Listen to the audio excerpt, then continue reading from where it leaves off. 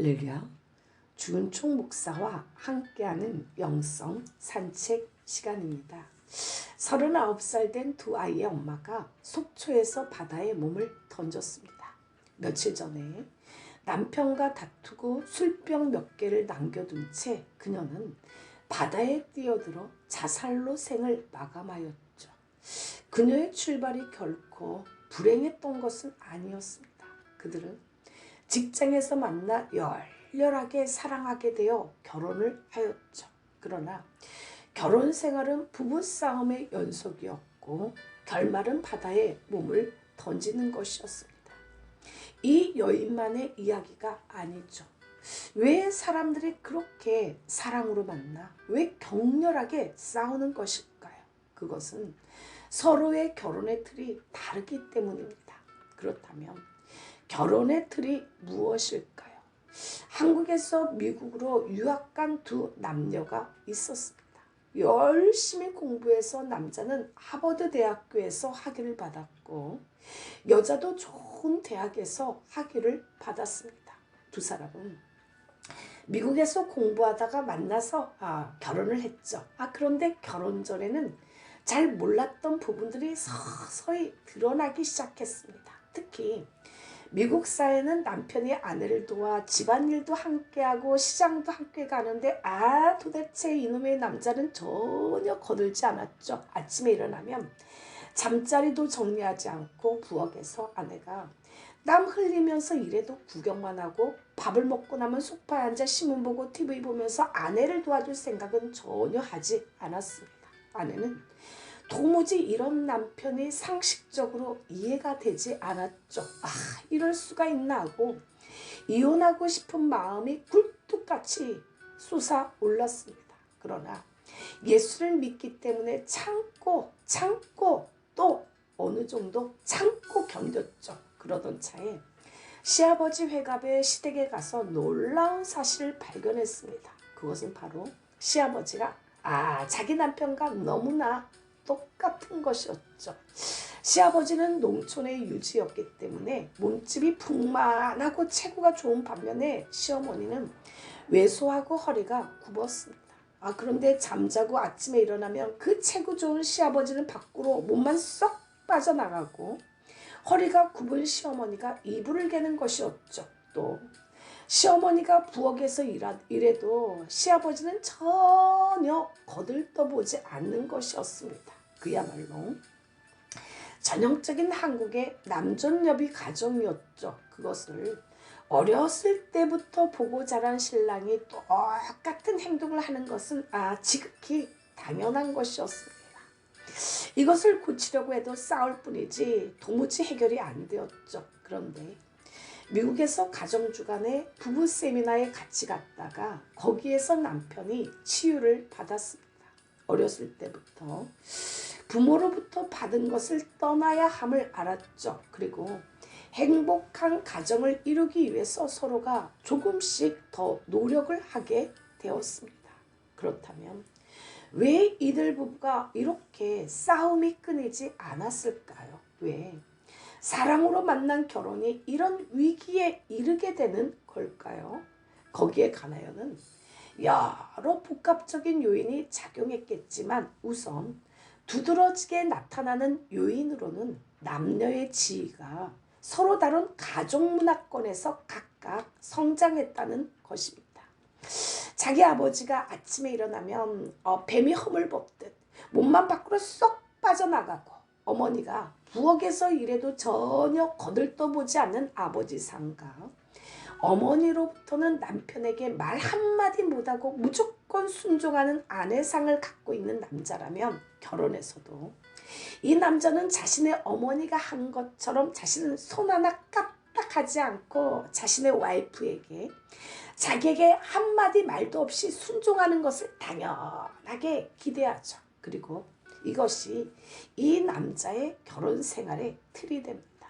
또한 남자의 경우와는 달리 아버지는 말없이 어머니의 주장에 따르고 어머니는 활동적인 성격의 그 가정에서 자란 여인은 어머니로부터 남편을 다스리는 아내상을 모방하게 되죠. 그리고 이 아내상은 결혼해서 자연스럽게 남편에게 투영됩니다. 또 이 여인은 아버지로부터 받은 부인에게 순종하는 남편상을 결혼해서 자기의 남편에게 기대하고 요구하게 되죠. 이것이 이 여인의 결혼의 틀입니다. 그런데 여기에서 그녀의 아버지는 자주 아내를 위해 설거지를 도와주셨고 자녀들과도 놀아주시며 배려해 주었죠.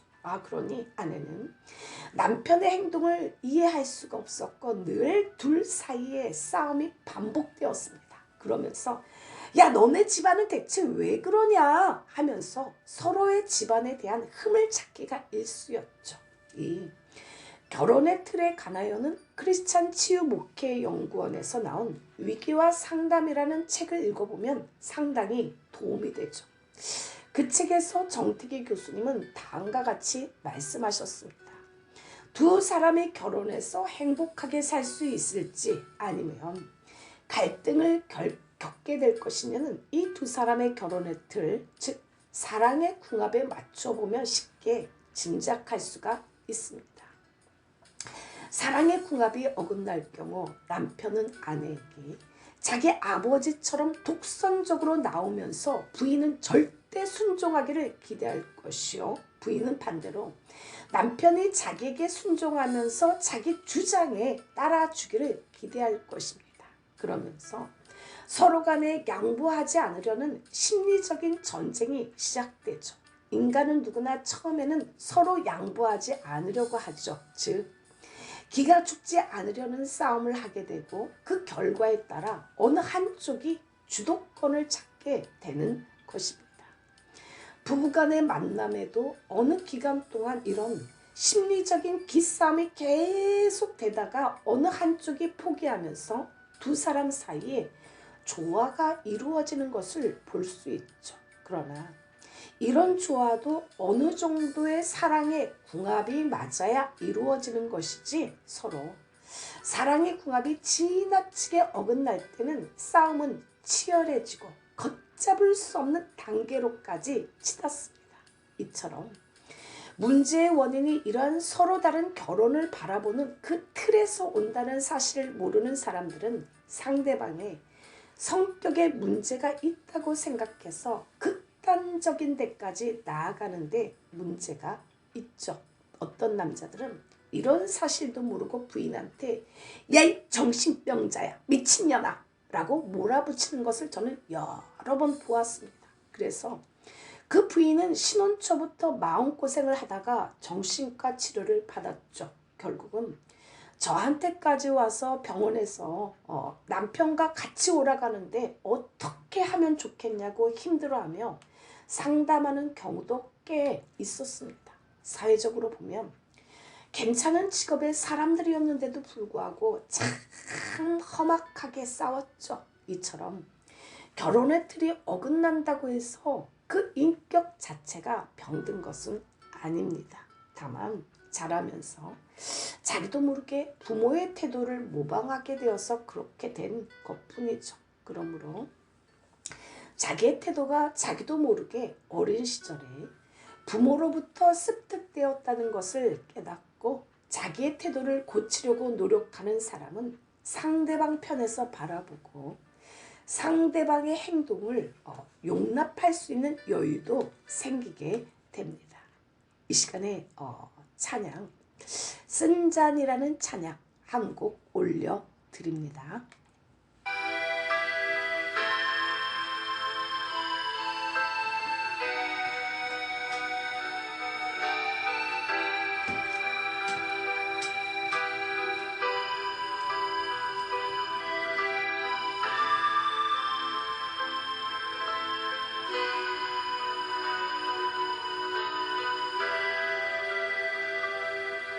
주님의 쓴잔을 맛보지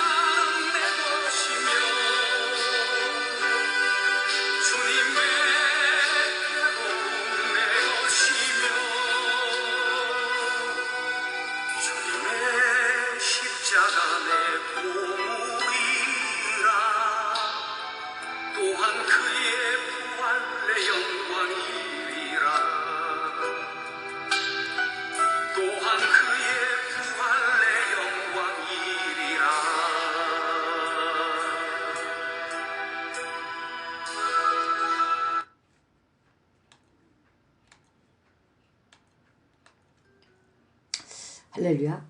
어느 여성의 이야기입니다. 그녀와 그녀의 남편은 결혼한 지 36년 된 부부로 결혼한 뒤로 싸우지 않고 지낸 날이 거의 없을 정도로 부부관계가 원만하지 못했습니다.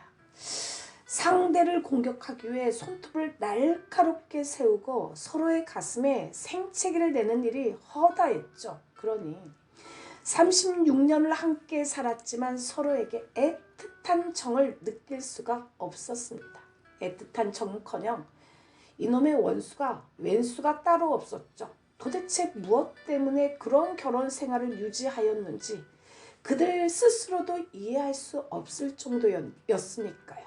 친구들과 함께 여행길에 오른 그 여인은 마침내 남편과 이혼하기로 결심하였습니다. 그래, 지금도 늦지 않았어. 이제라도 가감히 이혼하고 새로운 나의 삶을 찾아보자. 그녀는 친구들과 여행 기간 동안 내내 온통 머릿속에는 이 생각뿐이었습니다. 여행에서 돌아온 그녀는 자녀들을 불러놓고 자신의 결심을 이야기하였죠. 어머니의 말씀에 결혼한 세 아들 모두 다 고개를 끄덕였습니다.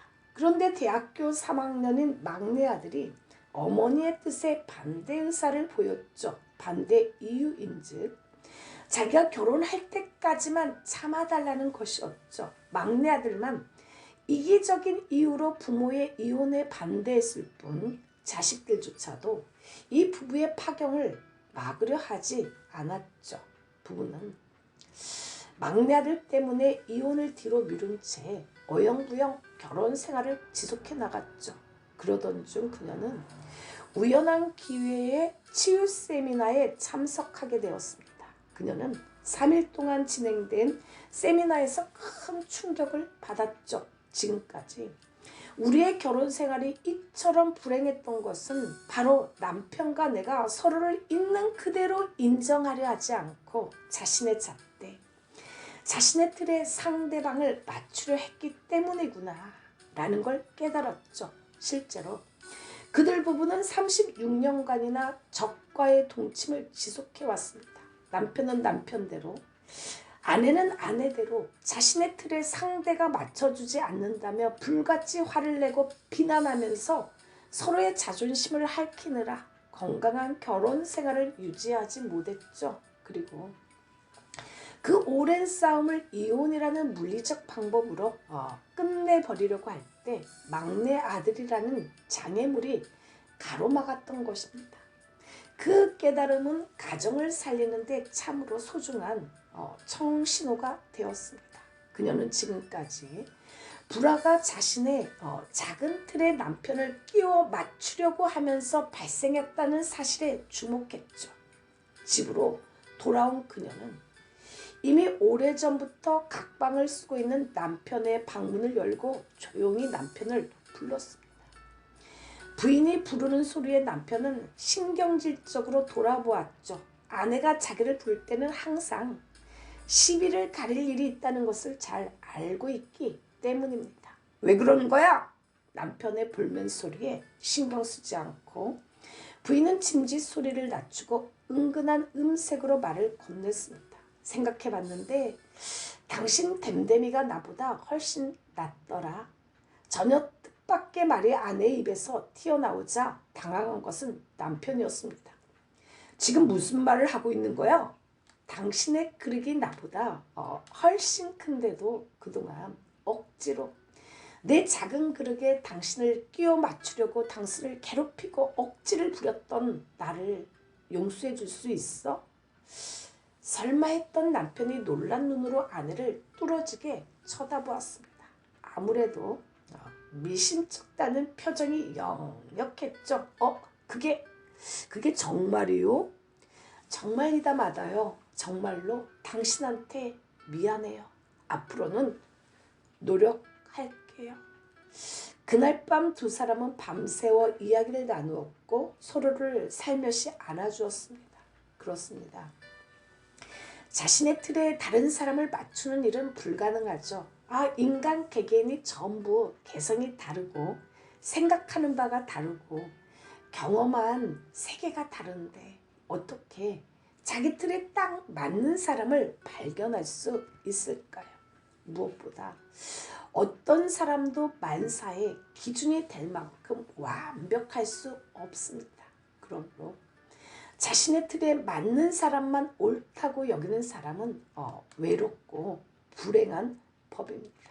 이 시간에 눈으로 사랑을 그리지 말아요. 환곡 올려드립니다.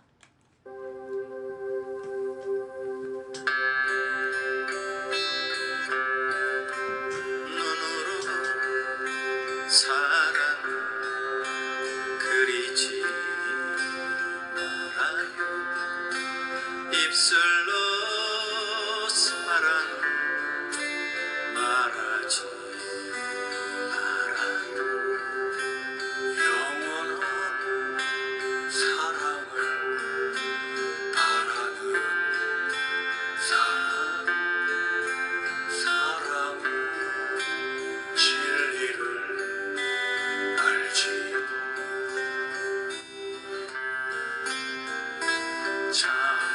참사랑은 가난함도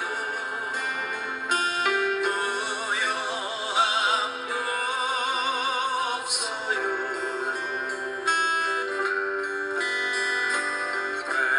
외로움도 즐거움도 주와 함께 나눠요. 나의 가장 귀한 그것을 줄 거예요.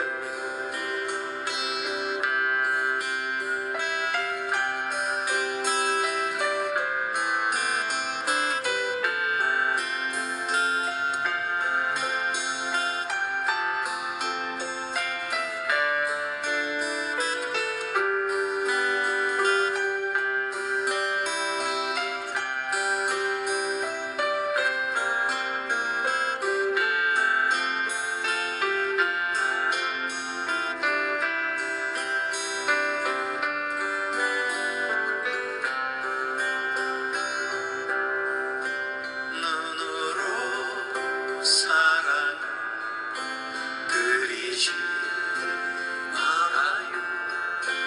입술로 사랑 말하지 말아요. 영원한 사랑 바라는 사랑의 진리를 알지요.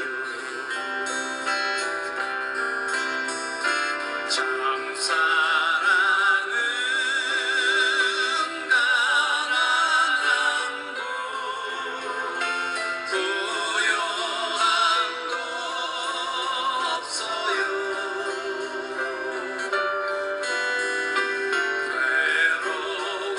외로움도 즐거움도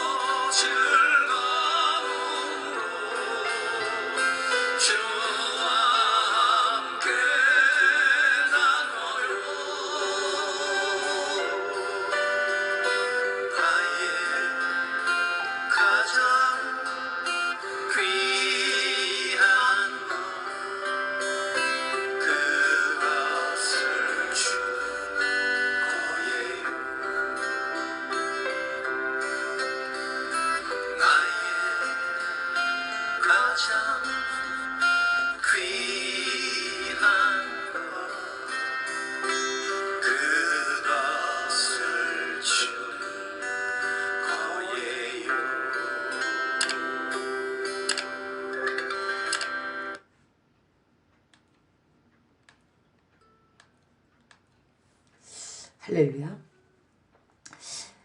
성경은 부모를 떠나라고 하죠. 창세기 2장 24절에 이러므로 남자가 부모를 떠나 그 아내와 연합하여 둘이 한 몸을 이룰지로다. 부모를 떠나라. 이것은 하나님께서 정해주신 결혼의 법칙입니다. 안식일과 결혼은 하나님께서 창세시대로부터 정하신 두 가지 예식이죠. 안식일은 교회를 보존하기 위하여, 결혼은 인류를 계속 보존하기 위하여 정하신 것이죠. 하나님께서 정하신 결혼의 법이 무엇일까요? 한 인간에게 있어 자식을 낳아주고 길러준 부모와의 관계보다 더 깊고 가까운 관계가 어디 있을까요? 그러나 하나님은 아내와 연합하기 위해서는 그 부모를 떠나라 라고 명령하시죠. 그러므로 우리가 하나님의 명령을 어기고 부모를 떠나지 않을 때부터 부부관계는 문제가 발생하게 되어 있습니다. 그렇다면 여기에서 부모를 떠난다는 의미는 무엇일까요? 켈빈은 이해가 나요.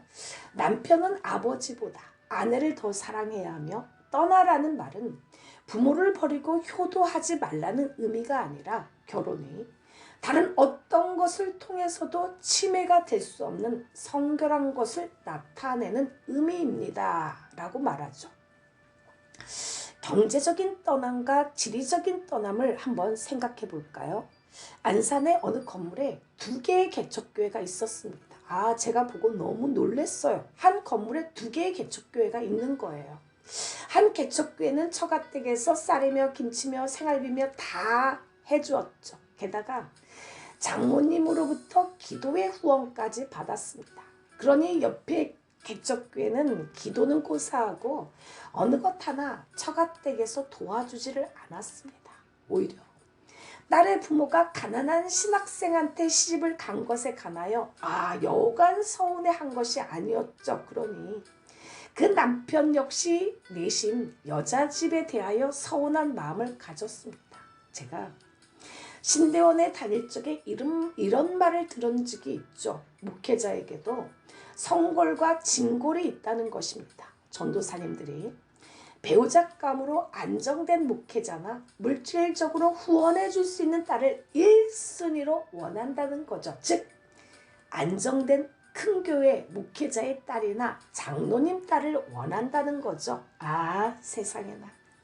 이 세상에 나는 돈의 영향을 받지 않는다 라고 말할 수 있는 사람은 거의 없습니다. 막말로 부모가 돈이 없으면 결혼해서 떠난 자식들도 잘 찾아오지를 않죠. 부모의 유산 때문에 싸우고 있는 형제들, 며느리가 혼수를 적게 가지고 시집 왔다고 구박하는 시어머니, 경제적인 능력이 없어 은근히 처갓집의 도움을 바라는 남편과 그 속을 들여다보면서 괴로워하는 아내, 이러한 것들이 모두 부모로부터 경제적인 독립을 하지 못하기 때문에 일어나는 갈등의 단면들이죠. 결국 이러한 경제적인 종속은 부모가 돈이라는 끈으로 자식들을 움켜잡고 놓아주지를 않습니다. 자식이 자기의 손 안에 있다는 생각으로 안심을 하죠. 그렇지만 분명한 사실은 아내들은 경제적인 안정을 시부모가 아닌 남편으로부터 얻고자 한다는 것입니다. 남편이 적게 벌든 많이 벌든 손 벌리지 않고 노력하는 모습 자체로도 아내로부터 존경심을 얻게 되죠. 또한 떠난다는 것은 부모로부터 경제적인 떠남은 물론 지리적으로 떠나는 것을 포함하고 있죠. 오래전에 한국 가정에 시집 온 여인들은 3, 4대가 모여 살아가니 마음 놓고 애정을 받을 수도 없고 쏟을 수도 없었죠. 그렇게 남편에게서 자잘된 그 사랑의 하늘 쏟을 수 있는 유일의 대상으로 자녀들을 택했죠. 고독과 애증과 한의 유일한 도피처가 바로 아들이었습니다. 이렇게 아들은 남편이자 자식이었던 거죠. 그런데 아들을 빼앗아가는 한 여인이 나타났으니 어찌 시어머니의 마음이 편할까요? 시어머니와 며느리 사이는 끝없는 갈등이 계속되었죠. 아, 당신 부모가 더 중요해? 내가 더 중요해? 이제 분명히 선택해. 만약 당신이 나보다 당신 부모님이 더 중요한다면 난 더 이상 당신과 함께 안 살아. 당신에게도 아직까지 이런 갈등이 존재하는가요? 남편이 아내의 편에 서지 못하고 부모에게 휘둘려 자기 주관대로 움직일 수 없는 남자와 함께 살아가는 사람은 와, 피곤하기 그지없습니다. 그래서 성경은 분명히 이야기하고 있죠. 이러므로 남자가 부모를 떠나. 대부분의 부모들은 자녀들을 가까이 두고 싶어 하죠. 하지만 대개 여자들은 그렇지 않습니다.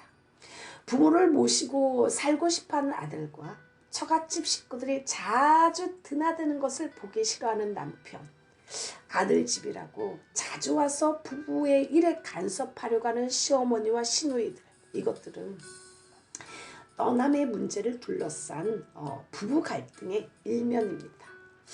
부모와 자식의 관계를 끊을 수 없는 관계라고 할지라도 1차적인 관계는 당연히 부부죠.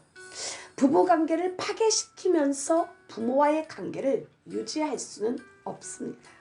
부모와 의존적인 관계의 틀을 깨트리지 못하고서는 부부의 연합을 이룰 수 없고 부부의 진정한 연합을 이루지 않고서는 결코 부모를 공경할 수가 없습니다. 그런데 한편으로 떠나라 라는 말을 부모와 관계를 끊으라는 말이 아니죠. 만약에 부모가 거동이 불편한데도 불구하고 자녀된 도리로 부모를 모시거나 돌보지 않는다면 주님께서는 우리에게 이렇게 말씀하실 것입니다. 디모데전서 5장 8절에 이런 불신자보다 더 악한 놈 같으니라고. 이처럼 우리는 부모로부터 떨어져 있을지라도 돌아봄에 있어서는 게으르지 말아야 하죠. 또한 공경하는 마음을 가지고 그들의 필요를 민감하게 채워드려야 합니다. 주님, 오늘 나는 빛나고 강한 빛을 내며 나의 독립을 선포하고자 합니다. 돈 때문에 정신적으로 부모에게 속박되는 삶을 살지 않을 뿐만 아니라 오히려 가지고 있는 자원과 능력을 통해 부모를 섬기겠습니다. 아내, 남편의, 배우자의 마음을 헤아리겠습니다. 하나님이 함께 하심으로 가정이 회복되고 자녀들이 자라나는 것처럼 나의 소망 또한 찬란한 햇빛 속에서 피어나고 있음을 믿습니다. 나는 수많은 천사들의 응원 소리와 함께 나의 삶을 시작할 수 있습니다. 주님이 기회를 주셨을 때 이 찬양을 교회에서 부부가 특성으로 부를 수 있기를 축복합니다. 마지막으로 올려드리는 찬양은 그대는 주님 보내신 나의 가장 선물, 가장 귀한 선물. 그대는 하늘로부터 내려진 귀한 선물. 그대는 밝아오는 새벽인 양 싱그러운 사랑으로 전해오네. 때론 그대 지쳐 두 눈에 눈물 질 때 그대 손잡고 주의 길 함께하리. 그대는 주님 보내신 아름다운 사랑의 편지. 그대는 주님 보내신 예쁜 사랑의 하모니. 한 곡 올려드립니다.